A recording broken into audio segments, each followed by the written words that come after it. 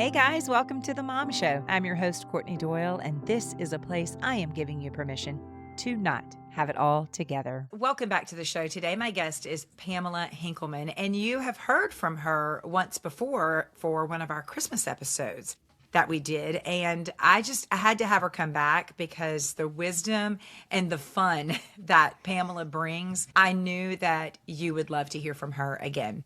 And so, Pamela, welcome to the show. Can you remind the listeners, just tell us a little bit about yourself? Sure. I am living my empty nest dream. I'm telling you, those 5 kids are grown. 4 of them are married, and they have given us 4 grandkids and another one on the way. Praise the Lord. And I spend my days as an empty nest coach. You may say, what is an empty nest coach? I've never heard of this. Well, I started coaching in 2020 because I really wanted to serve these moms at this phase of life, because it's as large of a transition as when we first became moms, and yet no one's talking about it. No one's talking about that. You indeed have to shift how you relate to your children. And so it was just born out of this desire to support. I'm a natural encourager, and I thought, this is what I can do. So I spend my days doing that. I'm also the host of the Midlife Momma podcast for 4 years. I'm like, how did we get here? But it's so much fun. I just love that aspect of my ministry. The podcasting is fun, and just getting to chat with everybody. Yeah. I feel like I get to meet with my best friends all week long virtually, which is awesome. It's awesome. So let's go to this empty nest, because you're right. Nobody's talking about it. Well, some of us, you are talking about it, but like you said, this transition happens when you have children, and you think that all of these milestones that you're hitting, they go to school, then they go to high school, and then you send them off to college. Those are all hard and in their own right, but there is something different about when your children begin to become adults, and the role with them begins to shift, and from really parenting and overseeing to really being a bystander in their adult lives. And so what did letting go actually look like for you in real life? Not just emotionally, but practically. Gosh, it's such a shift. I can remember taking our first child to college, and they were like, you have to let them figure out their financial aid. Let them fill out the FAFSA. Let them ask the questions. And I was like, he's not capable. He's not capable of doing that. He will never leave my house if he has to do that form. Are you kidding me? Are you kidding me? But I remember that was the first, this is different. This is different. And I got to tell you, by child number 5, she did it. I was like, dang, it took us 5 to get there. But I think it takes practice. It is so hard to let go. It is so hard to understand that you move from directing to supporting. You move from this telling them what to do to mostly listening and trying to be this voice of empathy that says, see where you're at. I see that this is hard. And I remember one time one of my kids said to me, Mom, I don't need you to fix it. Would you just validate my feelings? And I was like, ding, ding, ding. So honestly, everything that I've learned has been trial and error. And because I've had 5 kids and a long time of practicing this, I've seen what worked. I've fallen, I've failed, and now I know what to do differently, so that even when we are opposing in so many ways, our political views, our religious views, our just views of the world, for some of our kids, it's so vastly different from how I raised them. And it was alarming and sad to me at first, but now I know that it's not my role to save them or change them. It's my role to love them. And I can do that. I can love them no matter where they're at, how they think. They have got to figure this all out. And so sometimes you have one way of doing it with the kids who are walking with the Lord still, and then you have this whole other way of living with kids who have rejected the faith. And that can be a huge part of this season, and heartbreaking and difficult, and yet God is in it. God is in it. What's so bad sometimes on Sundays to be like, who went to church today? And I'm like, you can't do that. You can't do that. They're adults. Because it feels like judgment. It feels like we're shaming them. Right. I mean, I don't want to do that. I have been known to offer monetary gifts if you send me a picture from inside the church. It has happened. Has it worked? Has it worked for you? It has worked. It has worked. Mostly for the college kids, mostly for the ones that are like, we're broke and ramen noodles does not sound good this week. Yes. And we need some Chick-fil-A. I really try not to have those conversations of, did you go to church? You know, I think that the way that they were raised in our home, they will ultimately realize we need a foundation for ourselves and we need to find a church for ourselves. And without mom behind the scenes going, did you go to church Let's today? make it happen. Yeah, yeah. You know, and they know that if they're coming home for the weekend, we're going to get up and we're going to go to church on Sundays. If you live in our home, we do expect you to get up and go to church, even if you're an adult. It's just the rules of our house. Yeah. But there's so much letting go, and it feels like you're losing control. And when they're in our home, that control is comforting. And it's not that we're, you know, wanting to control them in a negative way, but it's just comforting because they feel safer that way. It feels safer that they're under your wing. And now you're like, oh no, now I need you to fly. And that, I think, as an empty nest mom, is also where the true trust that we have to have in God for those children comes into play. How does that play out for us, though? How do we do that? Absolutely. Well, here's where how are you refining or cultivating your own intimacy with God? And I think our level of trust is directly related to how close we are. You know, we can't play pretend. We can't, like just think we're out here living our own life, doing our own thing. To trust the Lord means that we know who he is. We know his voice. We know that when things start to go crazy, and they will, and they do, we have this foundation that is so steady and so strong. Just this month on my podcast and stuff, I have been talking about prodigals. And so you are not your child's savior. You are their mother. And that is God's job. But my job is to just be steadfast and strong, immovable, trusting that the Lord loves them more than I do, that the Lord is able to reach them. Sometimes we think, oh, Lord, could I just help you a little? And he's like, I don't need you. I don't need your help. Do you need a map? I'll send you a map. Exactly. I'll drop a pin of their location in the event you're missing them. Yes. And so it's all about maintaining your intimacy with God. And having that intimacy is where we draw our strength from. It's where we can stay grounded and we can have peace and we can love instead of being judgmental or critical and all the things that we want, that our flesh wants to be. Sometimes our flesh just wants to go, are you kidding me? This is what we're dealing with, you know? But yeah, I've had a few of those head tilt moments where you're like, what I want to say is probably not the best idea. So it's not. I don't want to hurt them. It's just not. It's just keep not. our mouth shut. I'm going to have a t-shirt made. Mom, just sip it. Yeah. That's what this phase of life is really about. It's just about really talking less and listening more. Honestly, in every area, in every way. And then also lending our courage and our belief to our adult kids. We have got to be the mom that says, I know you can do this. You have this in you. You've got this. I see you. Yeah. Yeah. I've also realized when there's a significant other that's now come into the picture, being very cautious of not getting in the middle of that. Yeah. And I lean back on my first years of marriage whenever we were, first living together, and it was like, wait, this guy, this is what he does with his laundry, or this is how he handles this situation. And, it's just figuring each other out when you're living with someone new. And I was very guilty of running to my mom and sharing with my mom everything. And my mom was very guilty of playing into my whining and my discontent with situations. My dad was much better at saying, hold on, let me come in. I remember we had not been married very long, probably 3 months. And I was like, what have I done? I'm moving out.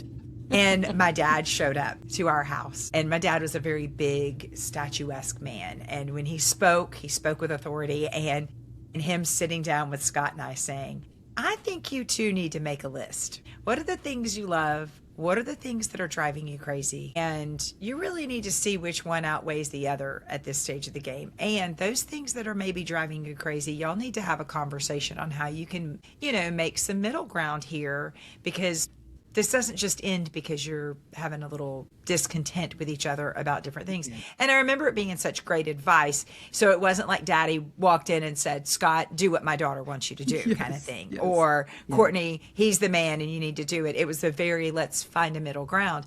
And so I then had to be careful about not inviting my mom into too much of the intimacy of what was going on, because as my mother, she was going to defend me. I was always going to be right.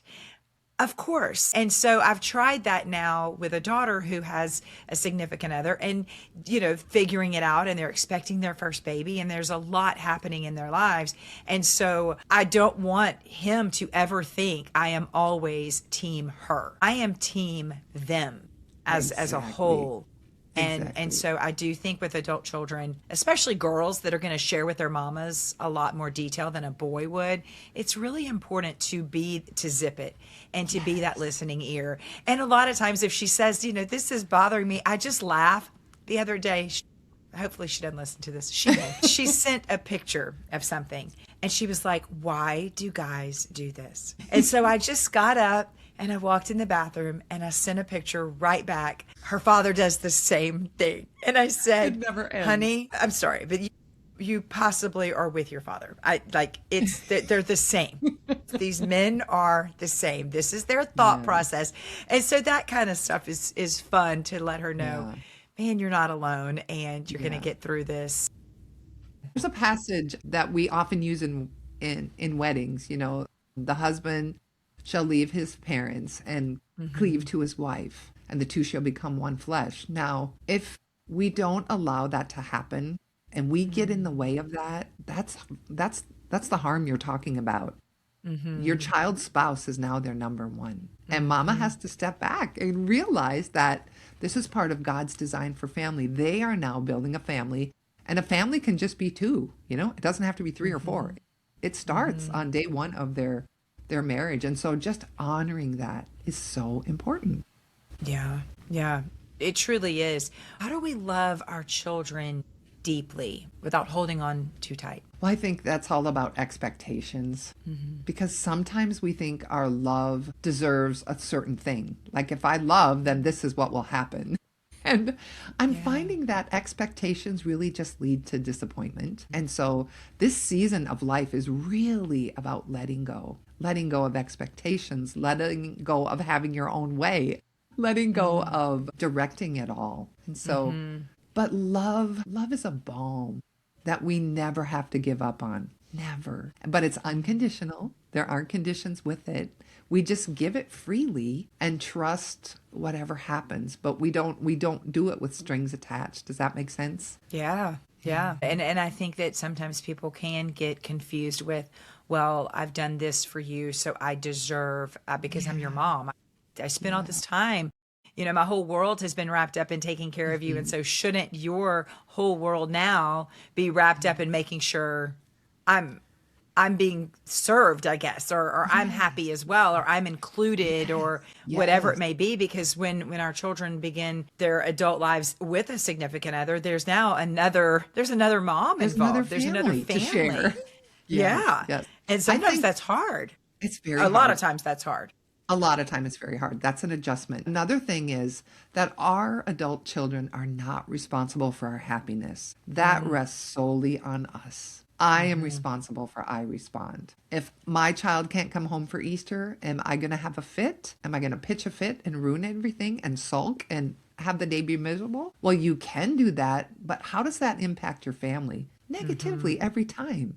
And so there becomes this idea of just accepting. It is going to look different, and it's okay. It's not bad. It's just different. Your love is still there. There will be another holiday. There will be another time.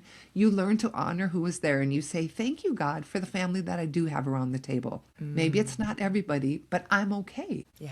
What about balancing that with siblings? So when you have one sibling or two siblings that have moved on and now they have this new life and they have this other family, but then you still have siblings at home. I have found that sometimes the other siblings have expectations and they're wanting their older sibling or whichever one, the one that's Yes. left the nest, the Yes. ones that are still in the nest are kind of, they have expectations too. And Yes. managing those, refereeing that as a mom has been Yes. interesting. Has Very been interesting. interesting. Uh-huh. And I think the only thing we can say is I bet that is hard for you. You just wish everyone were home because Yeah. those are the sweetest times when everyone's home. It's like Right. so I mean, I'm sure it's like this for you with large families.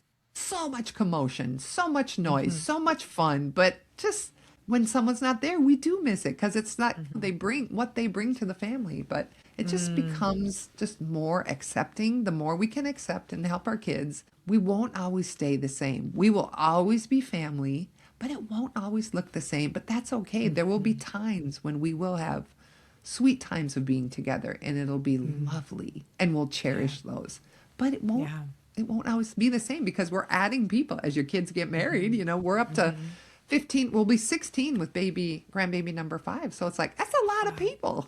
That is a lot of people to manage. I Yeah. call it the breaking up phase. So when I realized that I was breaking up for the first time with a child when our first daughter was leaving for college. She was going to be the first one to go far away for college. And the second half of her senior year, where we had always seen eye to eye, it was like, man, we were like sandpaper. Like, Yeah. what is happening? And I don't remember how, maybe it was my husband who finally said, oh, y'all are breaking up. And I was like, oh, we are. And it was not that we were going to be broken up forever, but Yeah. what it was is our relationship was changing. It was And changing. in that sandpaper rub, things were just different. She was pulling away because she wanted the independence. I was pulling away to an extent because I was protecting my heart because I didn't see an 18-year-old going to college. I saw an 8-year-old going to Right, college. exactly. And so you start kind of putting up some protective measures like, oh, this doesn't feel great that you're leaving me and not taking it personal. She's not leaving you. She's moving forward. This isn't Just about becoming an you. adult. Yeah. Right. I Right. remember when all the kids were home and I was raising them, we were raising them. I never once thought about the days when they were grown. They weren't even on my radar. At Right. one point, we were in 5 different states. And I said, this was not on my radar. How is it possible that my family of 7 lives in 5 different states and we only see each other 2 to 3 times a year? That was just Wow. crushing for me. And I was like, Right. God, why is it like this? Oh, in a matter of a couple of years, we are all back in Minnesota and Iowa. So we're 4 hours away from the 3 in Minnesota, and the girls in Iowa were an hour and a half, an hour 45. Now, to me, that feels like heaven because it's not 7 hours in a car, you know? Right. Right. So I you take what you get. Right. know? Somebody asked the other day, this is a while back, somebody said, oh, are all your kids local? And I was like, yes. And Scott looked at me and he was like, what kids are you referring to? And I was You like, have one in New York. you're right. I have one in New York. I have one in Alabama. At the time, we had one in Colorado. So it was Alabama, New York, Colorado. One, though she lives in the Houston area, she's an hour away from my house. I was like, what am I even talking about? What are The you only talking- child that's close is the 14-year-old that lives in my house. Like, what am I even talking about? But it does, because you make time to visit. And Yes. so sometimes it doesn't feel like Yeah. you're that You're far still away, together. even when You're you still are. emotionally together.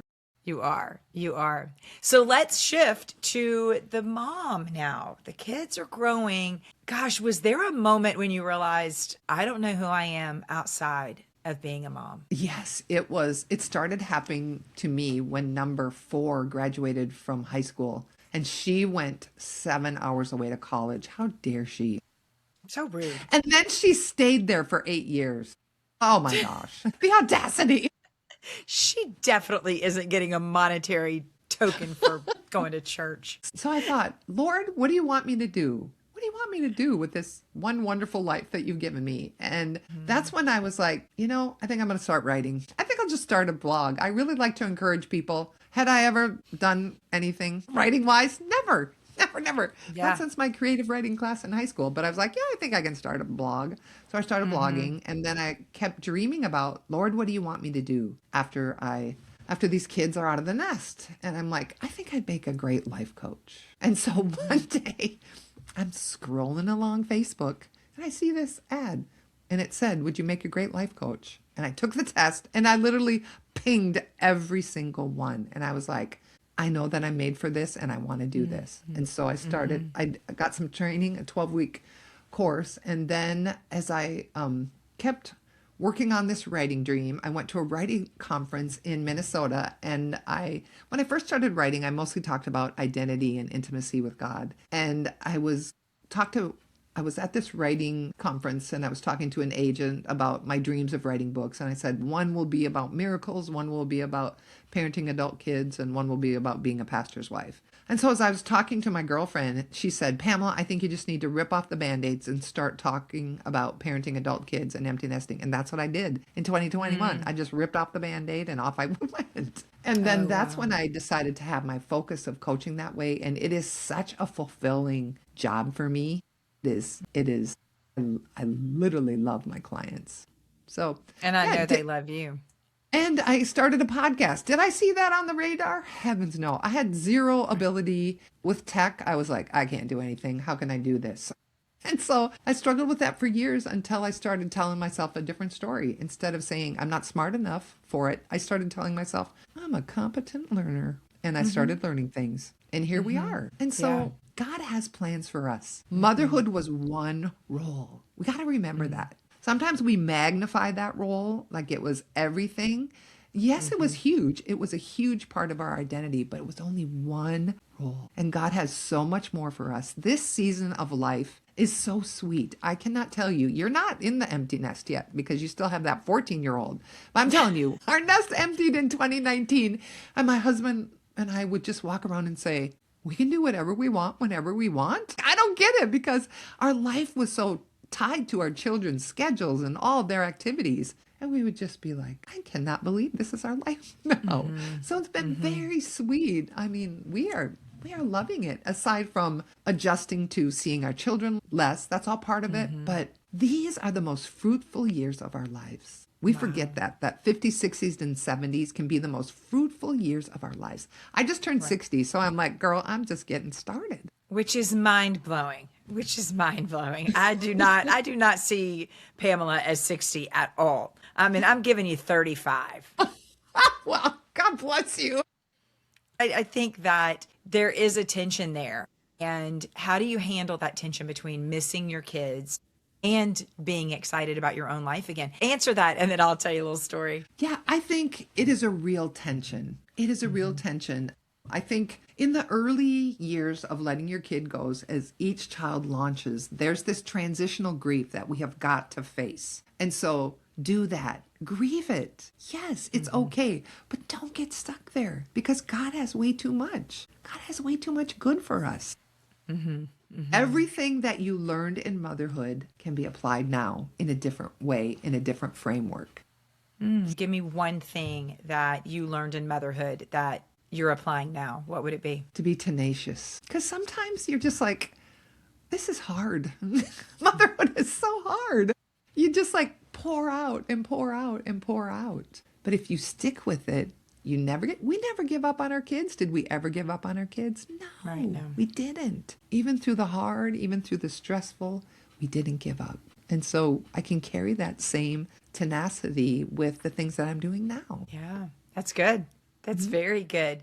How are you staying connected? Your kids are closer now, but they're adults. They have their own lives. How are you staying connected to your adult children without overstepping? Yeah, I don't overstep at all. I just like always use this phrase, no pressure. I'll say, hey, can we swing by and see the baby? But no pressure. We really don't want to see you. Can we swing by and see the baby? Let's talk about that. I have really been conscious of greeting the parents first because you want to run to the babies because they're so darn cute. I know. But I know that I'm like, love you. Okay, now give me the baby. Yeah, now move. Yeah.